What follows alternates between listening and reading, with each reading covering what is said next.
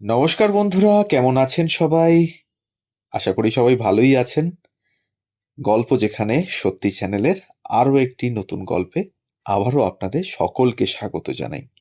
প্রথমেই ধন্যবাদ জানাই আমাদের সমস্ত শ্রোতাদের। বিগত কয়েকটি গল্পে যেভাবে আপনারা আমাদেরকে সহযোগিতা করেছেন, যেভাবে আপনারা কমেন্টের মাধ্যমে জানিয়েছেন আপনাদের কেমন লাগছে, আমাদের আহ, আশা এবং আমাদের উদ্দীপনা তাতে দ্বিগুণ হয়ে গেছে। সকলকে অসংখ্য ধন্যবাদ জানাই। আরও আপনারা কমেন্ট করুন, যাতে আমরা বুঝতে পারি যে এই গল্পগুলো ঠিক আপনাদের কতখানি মন ছুঁয়ে যাচ্ছে, বা কিছু দোষ ত্রুটিও ধরা পড়ছে হয়তো আমাদের গল্পে, সেগুলোকেও আমরা রেকটিফাই করার চেষ্টা করব পরবর্তীকালে। আচ্ছা, আমরা যদি ১৯৫০ বা এই সমসাময়িক কোনো সালের একজন প্রখ্যাত নাট্যকার বা পরিচালক বা এই ধরনের ব্যক্তিত্বের কথা বলি, তাহলে কার কথা মনে পড়বে? না হয় অহিন্দ্র চৌধুরী, না হয় শিশির কুমার ভাদুড়ী, বা পরবর্তীকালে শম্ভু মিত্র। কিন্তু আজকে যার গল্প বলবো তিনিও কিছু কম ছিলেন না। হ্যাঁ, আজকে একজন প্রখ্যাত নাট্যকার, পরিচালক ও গীতিকার এক ব্যক্তির গল্প বলবো, যার নাম তুলসী লাহিড়ী। হয়তো কেউ শুনেছেন বা শোনেননি, অনেকে হয়তো অনেকটা জানেন, বা হয়তো কোনোটাই জানেন না বা কিছুই জানেন না তার সম্বন্ধে। তাই তাকে নিয়েই আজকের গল্প। তুলসী লাহিড়ী বাংলা নাটক ও অভিনয়ের জগতে একটা বিশিষ্ট এবং স্মরণীয় নাম। তার জন্ম রংপুরের নলডাঙ্গার জমিদার পরিবারে। তার নিজস্ব শিক্ষা-দীক্ষা, পারিবারিক সংস্কৃতি, তার আইন জ্ঞান, রংপুরে সেই সময়কার নাট্য সংস্কৃতি, জমিদারের ছেলে হয়েও কৃষি জীবন এবং সংস্কৃতি সম্পর্কে প্রত্যক্ষ অভিজ্ঞতা, দ্বিতীয় বিশ্বযুদ্ধ ও ৫০-এর যে মন্বন্তর হয়েছিল তার রূঢ় অভিঘাত ও সর্বোপরি মূল্যবোধে দৃঢ় বিশ্বাস তার শিল্পী মানুষকে প্রভাবিত করেছিল। সঙ্গীতের মাধ্যমে তার নাট্যজগতে প্রবেশ, এবং যেখানেই তিনি বিশেষ কোনো আদর্শের কথা বলেছেন, যেমন ছেঁড়া তার, বাংলার মাটি, সেখানেই রবীন্দ্রনাথ ঠাকুরের গান, কবিতার উদ্ধৃতি যেন তার নাটকের আবশ্যিক অঙ্গ হয়ে গেছে। ১৯২৯ সালে ওস্তাদ জমিরুদ্দিন খাঁকে দিয়ে স্বরচিত দুটি গান gramophone company of India his masters voice থেকে রেকর্ড করান তুলসীবাবু। এরপর থেকেই শুরু হয় তার সুরকার, গীতিকার, পরিচালক এবং অভিনেতার জীবন। নাট্যকার রূপে তিনি প্রগতিশীল নাট্যধারার সঙ্গে যুক্ত হয়ে পড়েন। প্রথম সুর সংযোজনা করেন আর্ট থিয়েটারের স্বয়ংবরা ১৯৩১ সালের এই নাটকে। প্রথম অভিনয় করেন রবীন্দ্র নাটক চিরকুমার সভা চন্দ্রবাবুর চরিত্রে। এছাড়া সুর দেন পোষ্যপুত্র, মন্দির প্রভৃতি নাটকে। যমুনাপুলিনে নামে একটি চলচ্চিত্র পরিচালনা করেন তিনি। ১৯৪৬ সালে শ্রীরঙ্গম থিয়েটারে তার প্রথম নাটক দুঃখীর ইমান অভিনীত হয়। ১৯৪৭ সালের মে-জুন নাগাদ নাটকটি বই আকারে প্রকাশিত হয় এবং বিজন ভট্টাচার্যের নবান্ন ও তুলসীবাবুর দুঃখীর ইমান সমসাময়িক দুটি রচনা। কিন্তু আদর্শগত কারণে গণনাট্য সংঘ এই নাটকটি মঞ্চস্থ করেনি।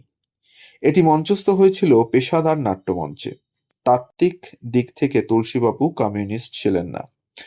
তিনি মানবতাবাদী এক বিশেষ আদর্শে বিশ্বাস করতেন, কিন্তু যুগের প্রভাবে কৃষক শ্রেণীর দুঃখ, বেদনা, বিশ্বাসের দিকটি তিনি ফুটিয়ে তুলেছিলেন তার নাটকে। সুধী প্রধান লিখেছেন, বিজন মার্ক্সবাদ পড়ে যা করতে পারেনি, তুলসীবাবু না পড়ে তাই করেছেন। সেই কারণেই হয়তো শিল্পবাদী এবং রাজনৈতিক দৃষ্টিকোণ থেকে শোধনবাদী শম্ভু মিত্রের বহুরূপী দলে যোগ দিয়েছিলেন তুলসীবাবু। অবস্থানের দিক থেকে তাই তাকে গণনাট্য অপেক্ষা নবনাট্য দলের একজন বলতে হয়। ১৯৪৯ সালের ১৬ই অক্টোবর তুলসীবাবুর পথিক নাটকের মাধ্যমেই বহুরূপীর যাত্রা শুরু হয়। এই নাটকে কয়লা খনির সাধারণ মজুরদের ধ্বংসের নিচে চাপা পড়ার কাহিনীকে পটভূমি করে দ্বিতীয় বিশ্বযুদ্ধের সময়কার কালোবাজারি ও ডাকাত দলের বিরুদ্ধে এক আদর্শবাদী ভবঘুরেকে জাহির করেছেন তিনি। এই লোকটি কোনো দলের লোক নয়, অথচ সত্যের জন্য প্রাণ দিতে পারে। 1950 সালের 17ই ডিসেম্বর নিউ এম্পায়ার থিয়েটারে বহুরূপীর প্রযোজনায় তুলসী লাহিড়ীর ছেঁড়া তার নাটকটি অভিনীত হয়। কৃষক জীবনের সাধারণ সমস্যার সঙ্গে মুসলিম সমাজের তালাকের সমস্যা তিনি যেভাবে এই নাটকে উত্থাপন করেছেন, বাংলা সাহিত্যে তার তুলনা সত্যিই নেই।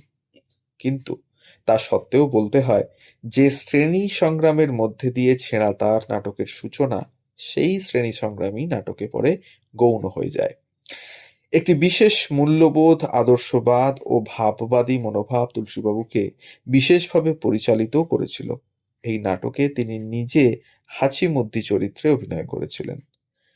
1953 সালে বহুরূপী ছেড়ে বেরিয়ে আসার পর প্রথমে আনন্দম ও পরে রূপকার নামে নিজস্ব নাট্যদল গড়ে তোলেন।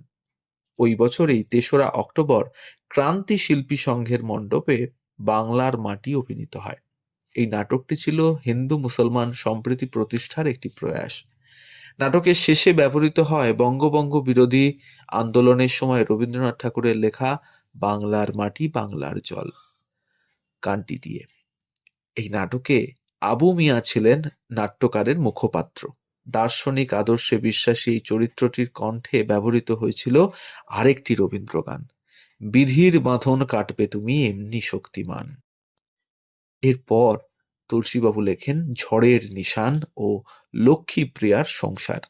আবু মিয়ার মতো লক্ষ্মীপ্রিয়ার সংসার নাটকে সমাজকর্মী এক দুস্থ নারীকে বলেছে, দুঃখের পোড় খাওয়া সব দুঃখীর দল তোমার পাশে আছে।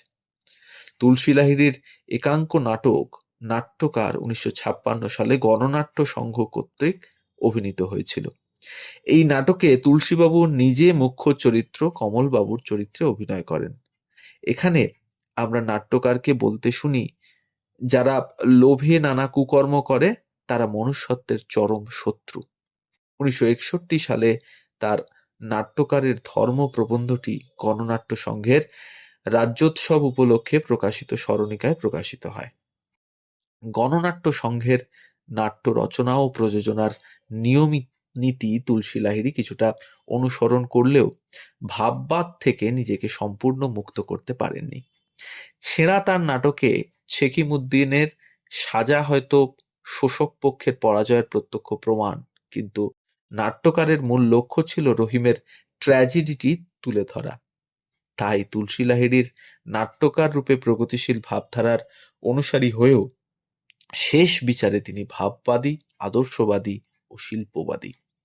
যে ভাববাদী আশা ও আদর্শবাদ তার নাটকের প্রধান সুর, আজও যারা বেঁচে আছে তারা রাত্রির সাধনা করে প্রভাতকে বরণ করে আনবে, এই আশায় উন্মুখ হয়ে দিগন্তে চেয়ে আছে।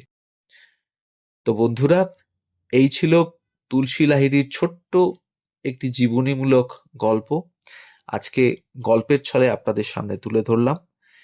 কখনোই মনে করবেন না আমরা কোনো রাজনৈতিক দলকে সমর্থন করি বা পক্ষপাতিত্ব করি। শুধুমাত্র গল্পের সত্যতার কারণে যতটুকু রাজনীতি নিয়ে কথা বলতে হয়, আমরা ঠিক ততটুকুই গল্পের মাধ্যমে আপনাদের সামনে তুলে ধরি।